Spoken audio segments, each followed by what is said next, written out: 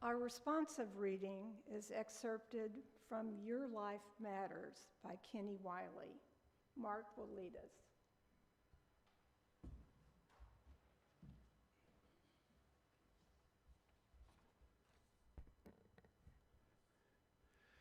Please respond by reading the italicized text on the screen. Many of us are here because this faith and the people in it affirmed. You may not be perfect, but your life matters just the same.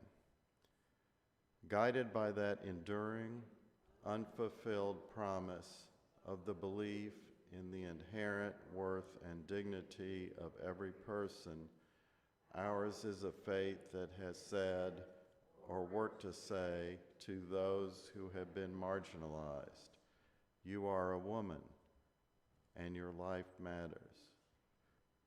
You are gay or lesbian, and your life matters. You are transgender, and your life matters. You are bisexual, and your life matters. You have a disability, and your life matters. You were not loved as a child, and your life matters.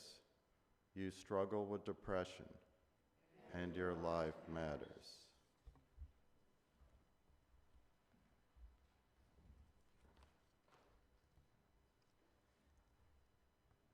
Today's speaker, I'll tell you a little bit about her.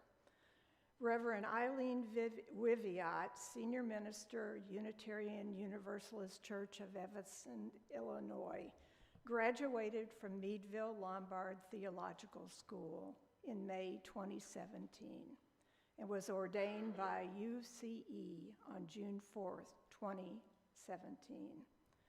She also serves as a trustee on the Interfaith Action of Evanston Board and as a chaplain for Meadville Lombard Theological School.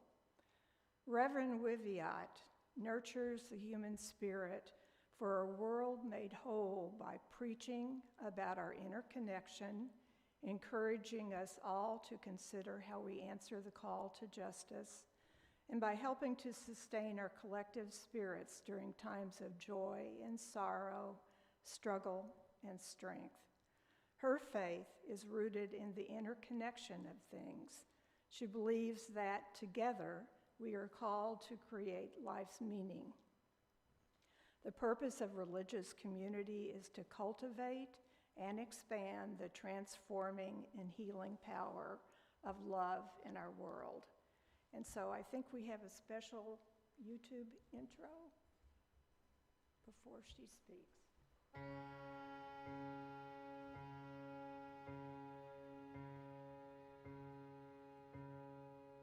You won't live to see the future that you fight for.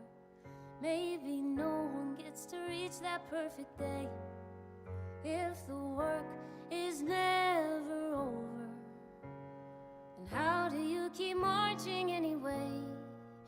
Do you carry your banner as far as you can, rewriting the world with your imperfect pen, till the next stubborn girl picks it up in a picket line over and over again, and you join in the chorus of centuries chanting to her? The path will be twisted and risky and slow, but keep marching, keep marching. Will you fail or prevail? Well, you may never know, but keep marching, 'cause your ancestors are all the proof you need that progress is possible, not guaranteed. It will only be made if we keep marching on. Keep marching on. Keep marching on. Keep marching on. Keep marching on. And remember every mother that you came from. Learn as much from our success as our mistakes. Don't forget you're merely one of many others on the journey every generation makes. We did not end in justice and neither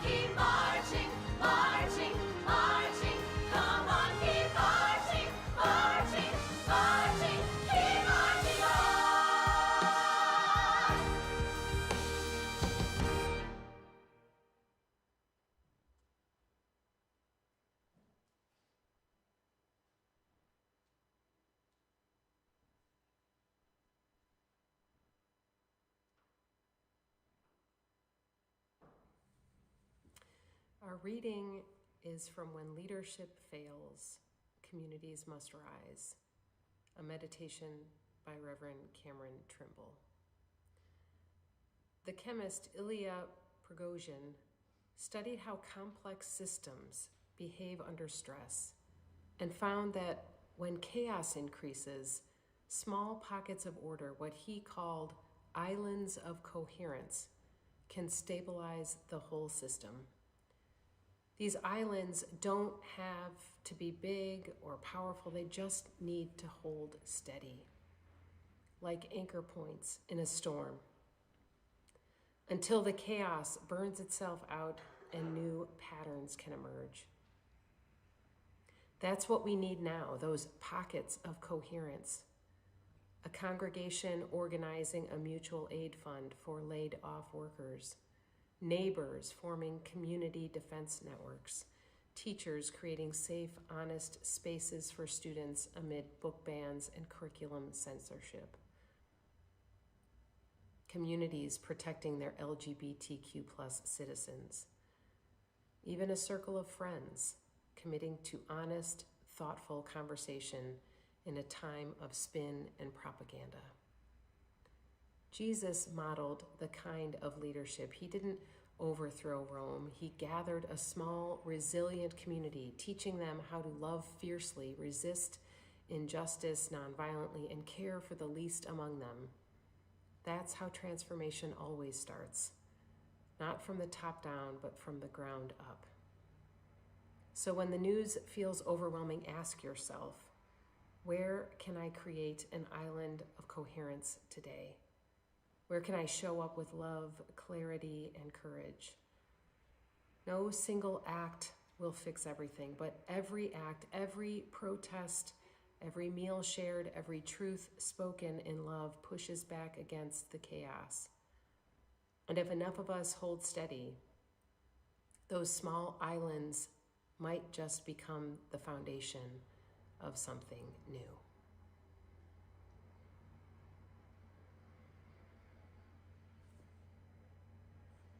Sometimes being small is comforting.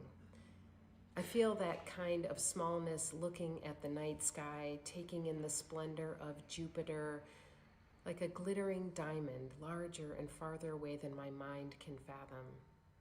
I've felt like that kind of smallness standing on the edge of the breathtaking Grand Canyon, the kind of smallness that puts my tiny life into perspective in comparison to the massiveness of all there is.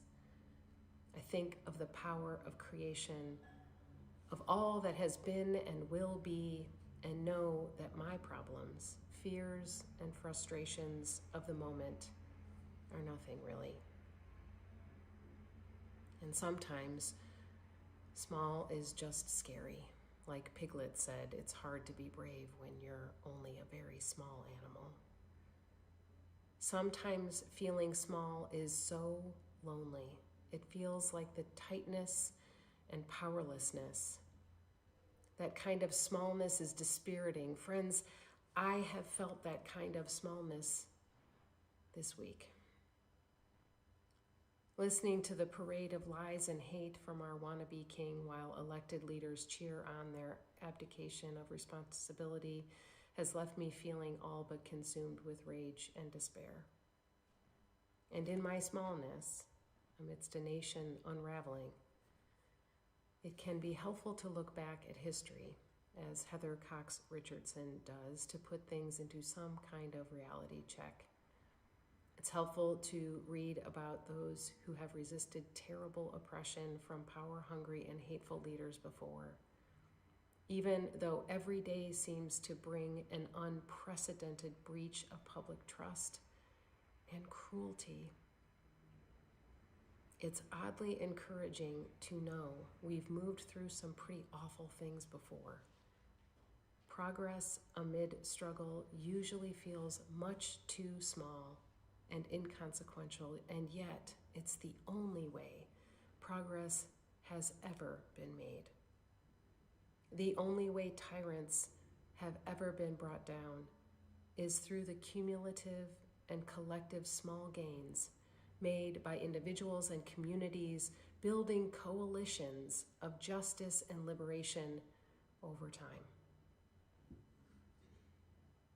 My sister-in-law gave me a book for Christmas called The Small and the Mighty by Sharon McMahon. It's about ordinary, unsung Americans who had some significant part to play in the shaping of our country, a part perhaps bigger than their stature would predict. And several of the stories are about suffragists.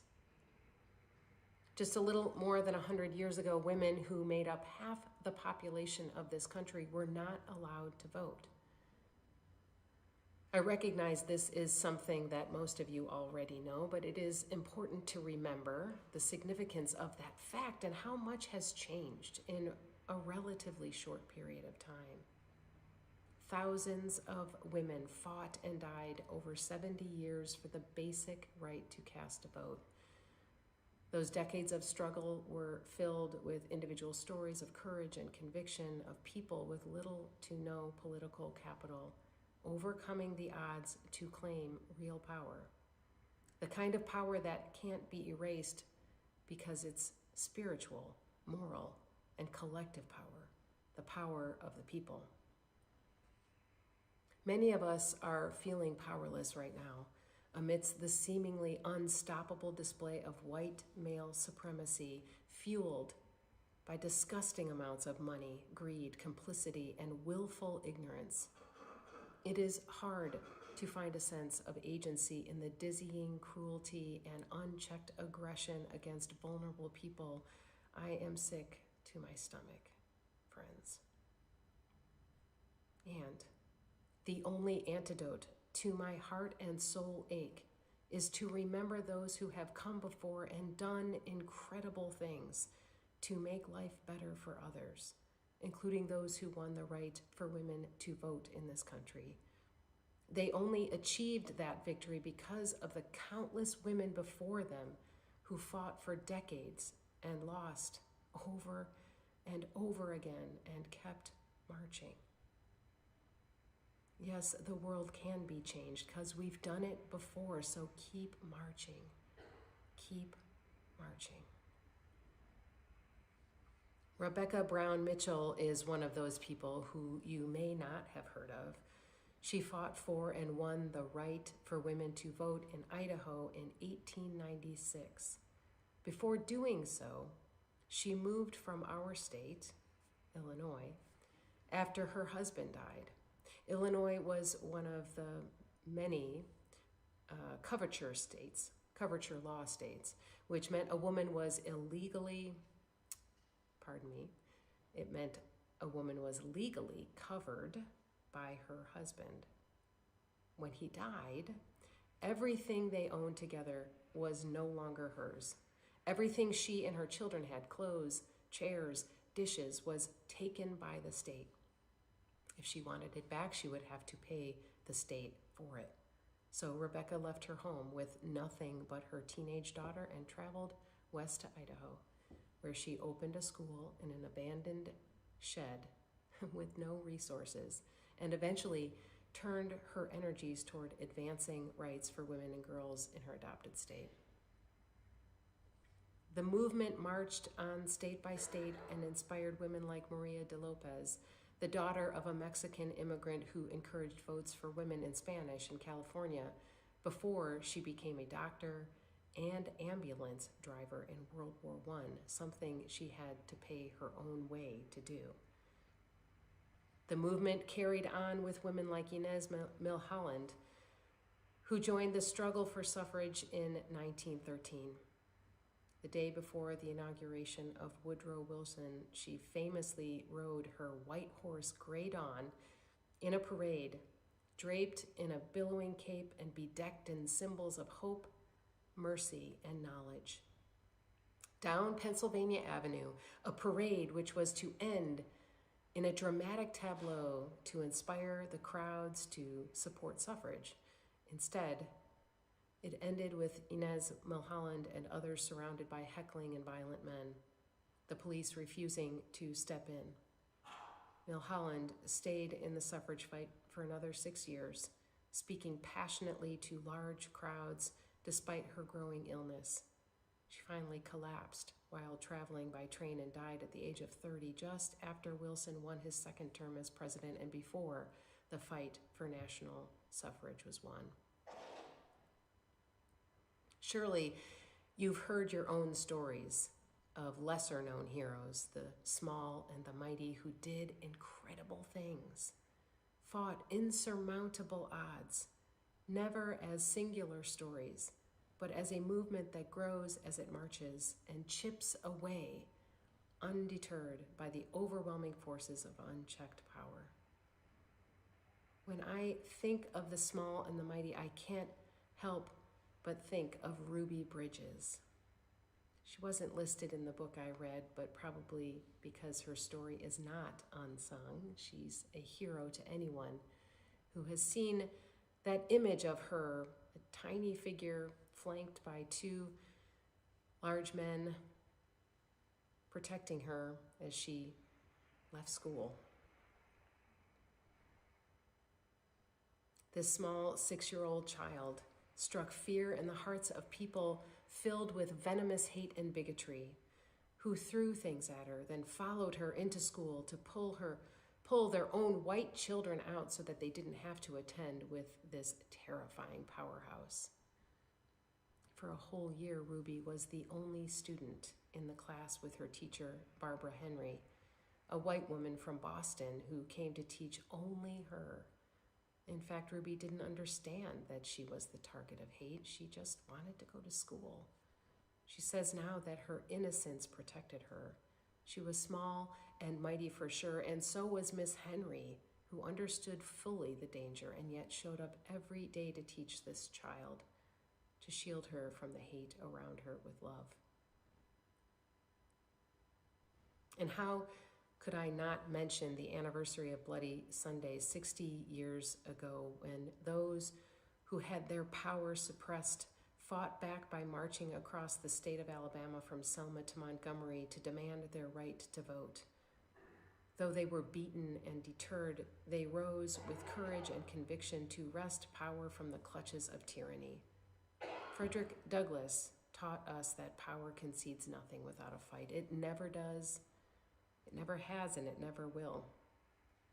As Unitarian Universalists, we don't fight with fists or weapons.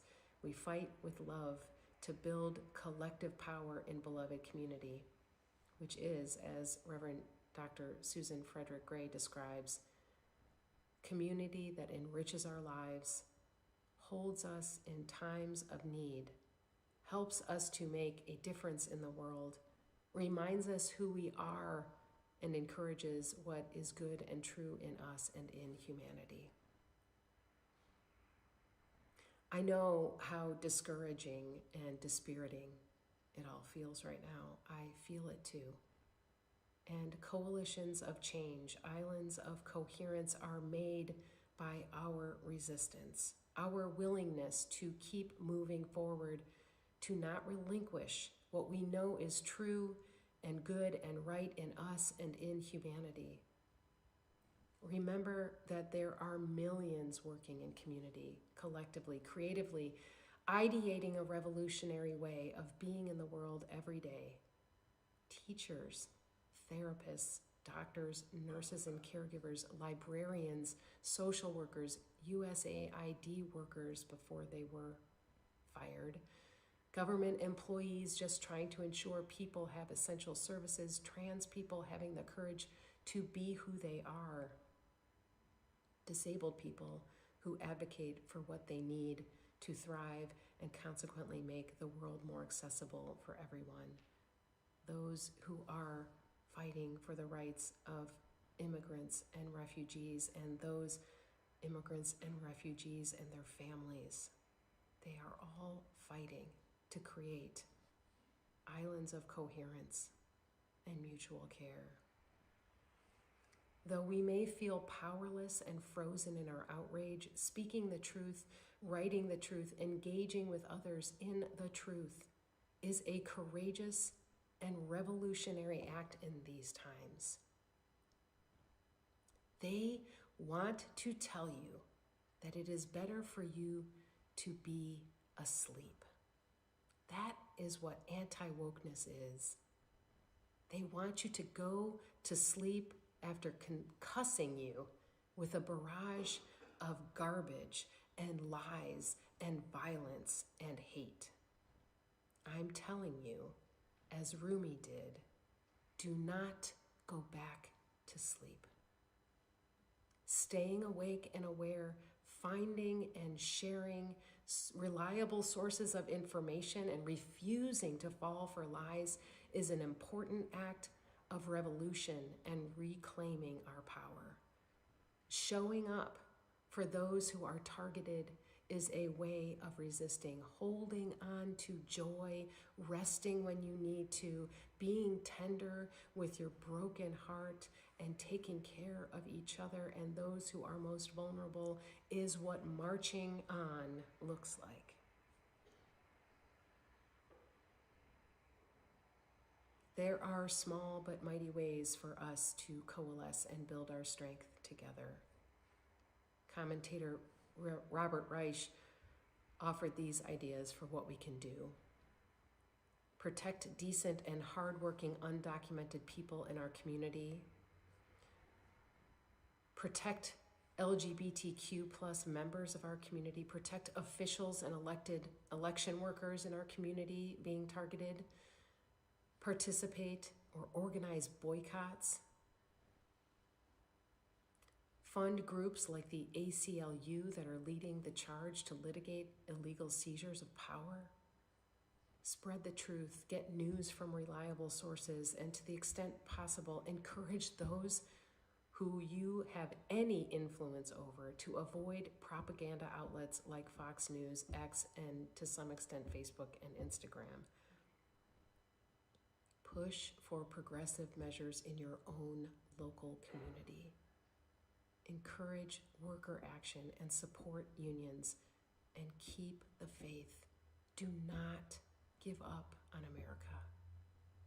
This ideal that has never been perfect and has maybe never been more threatened. Keeping the faith means taking care of our spirits, reaching out to each other when we feel small and alone. It means finding and sharing even the smallest sparks of joy, knowing that each spark can help ignite another to grow into a luminous flame. And I'll add another thing.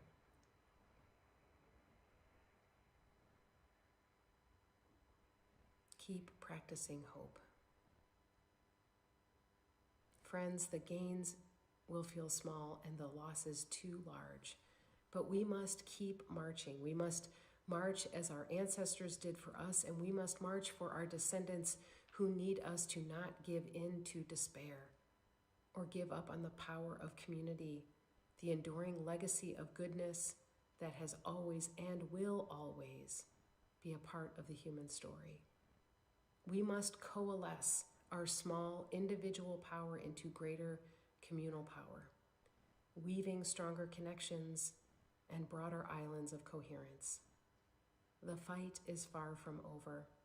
It is the struggle of the spirit of life to endure, to evolve, transform, and surprise us even in our darkest hours. We will keep marching together in love, with justice and liberation as our guides.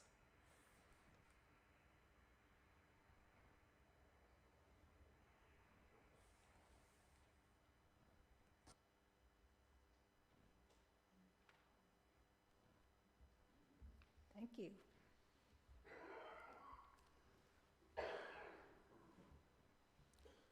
I'd say a very timely message.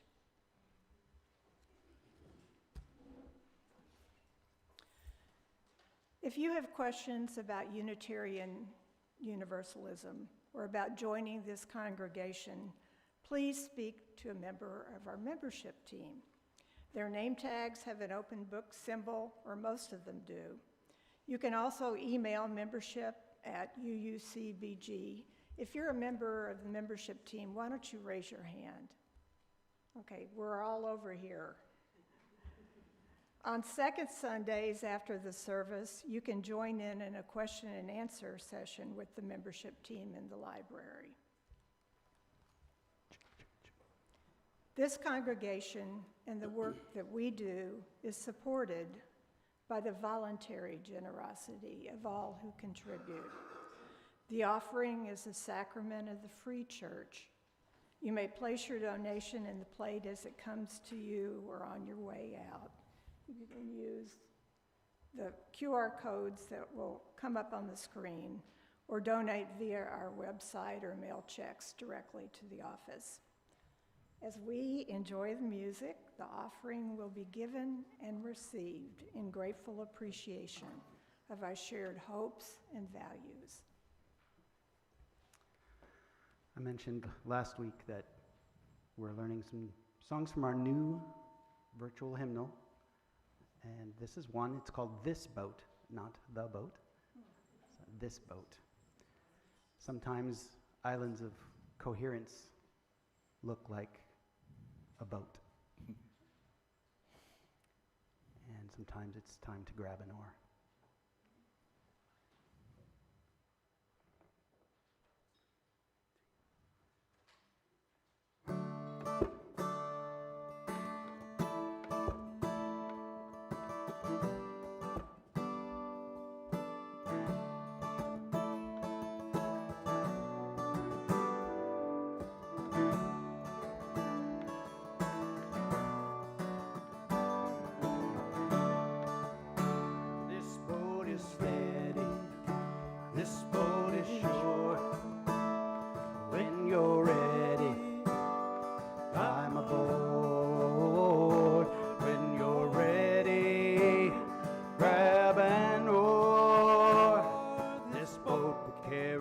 To the farthest shore. We all know hardship, we all know pain, but nothing ventured means nothing gained. And every rainbow needs the rain. You're not alone, try again. This boat is steady, this boat is sure. When you're ready, grab an oar. When you're ready, grab an oar. This boat will carry us to the farthest shore.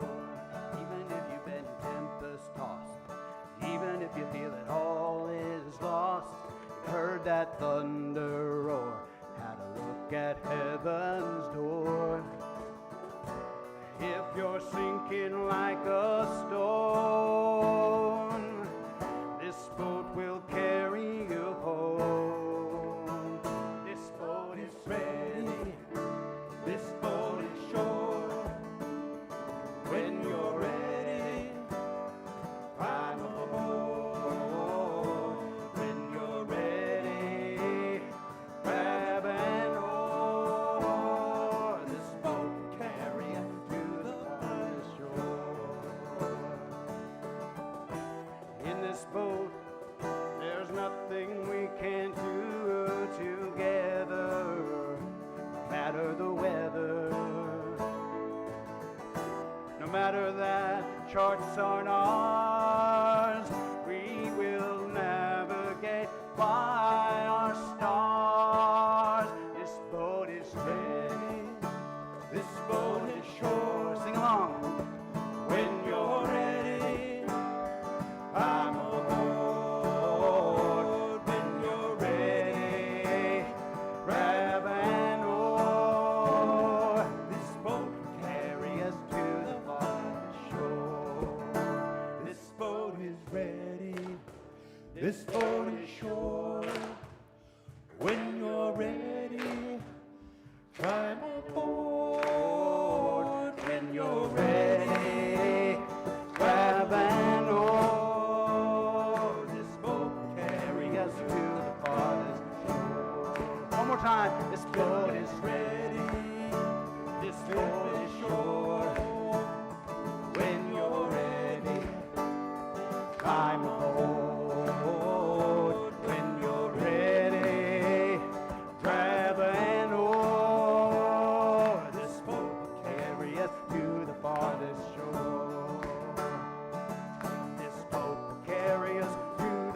farthest shore.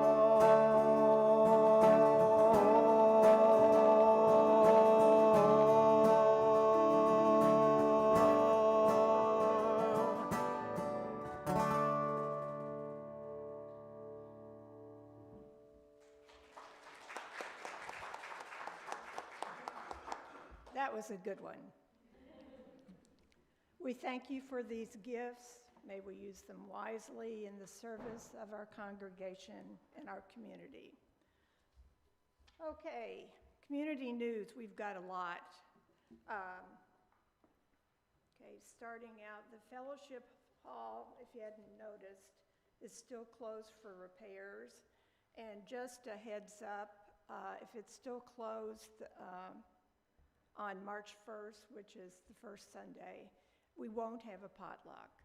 That was the decision by the hospitality team, and makes sense. Okay, I'm going to turn the next announcement over to Diane.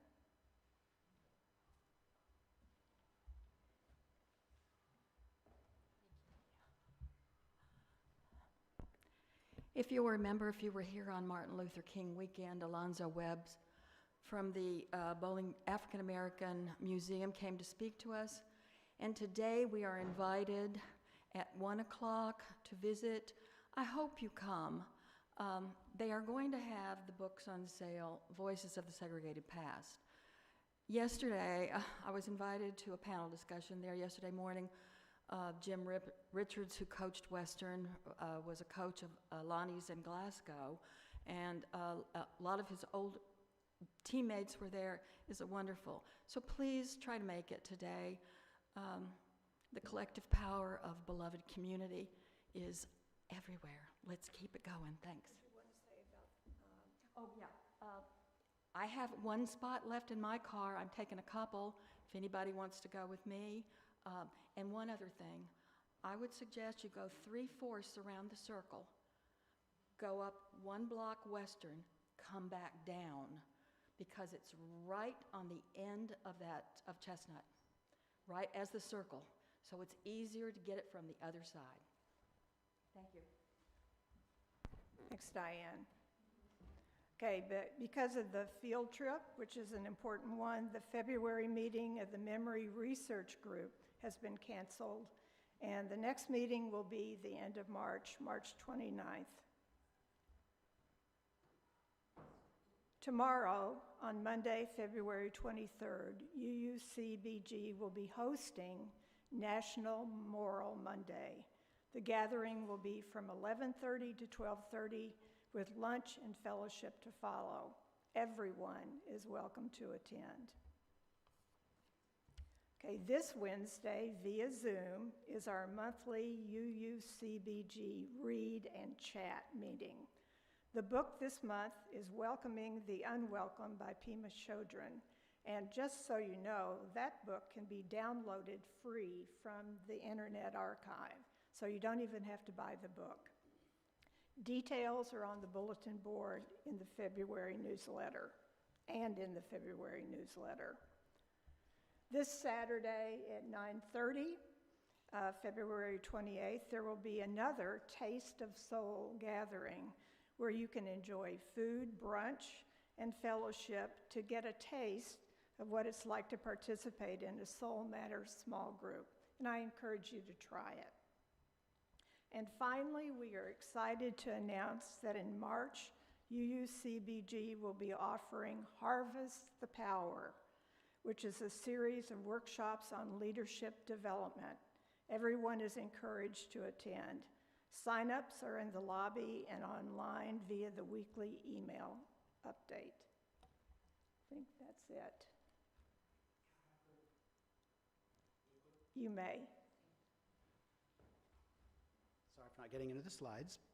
Singing Resistance, we had our first gathering on Saturday at 3 o'clock. It was fantastic, and if you're at all interested, we plan to be meeting weekly, just reach out to me. That's it. Thanks. As always, you can find more community news by reading the weekly email updates. Lots of info in those. You can pick up a hard copy of the monthly newsletter from the lobby or read it on the bulletin board. The screen in the lobby shows upcoming events. And of course, our website and our Facebook page and Facebook groups are always available online. Our final hymn is Hush, number 1040.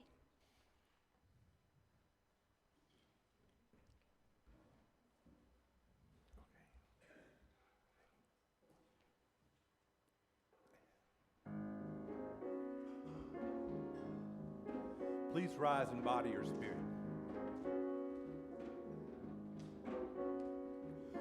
Hush, hush, somebody's calling my name. Hush, hush,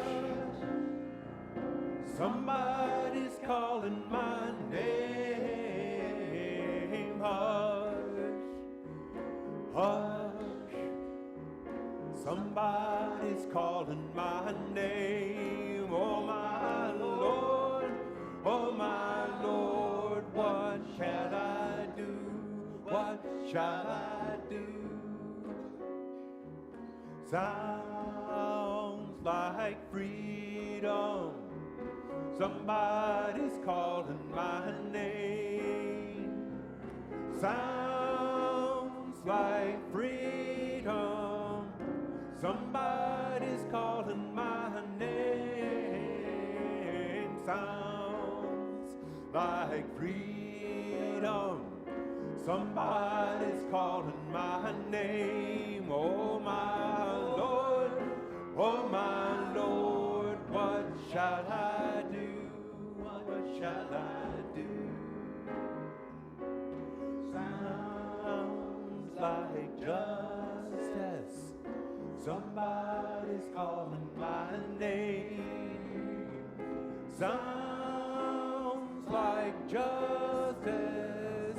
Somebody's calling my name. Sounds like justice. Somebody's calling my name. Oh my Lord, oh my Lord, what shall I do? What shall I do? Soon one morning, death come a creeping in my room. Soon one morning, sundown a creeping in my room.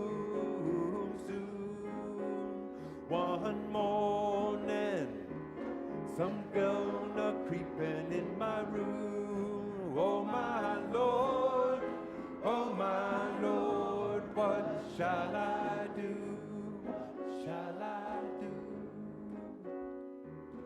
I'm so glad trouble don't last always.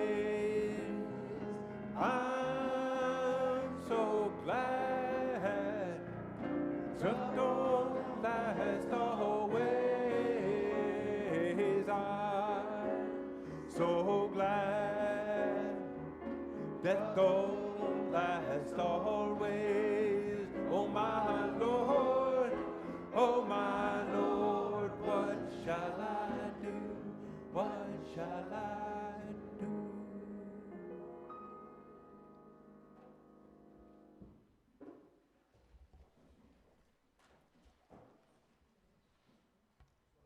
Our closing reading is by author and librarian Cynthia Rylant and be read by Mark.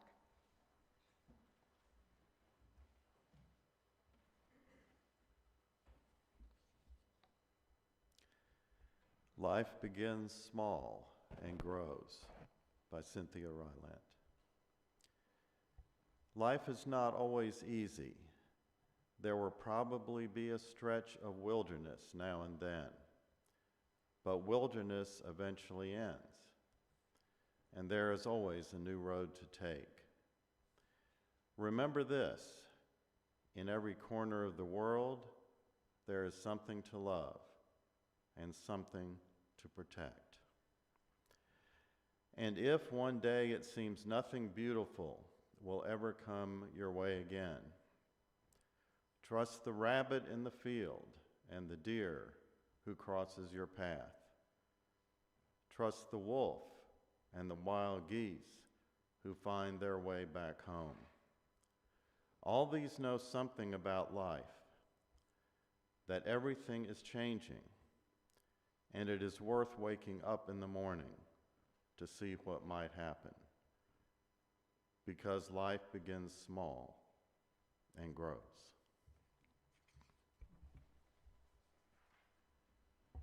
Thank you, Mark.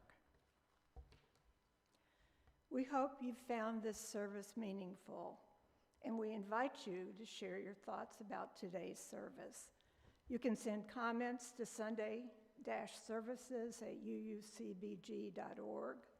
For those who are here in person, there's a blue box out in the lobby where you can leave suggestions or comments, or you can use the online form. There's a link to it on our YouTube page, and the QR code is posted on the bulletin board and printed in the welcome brochure.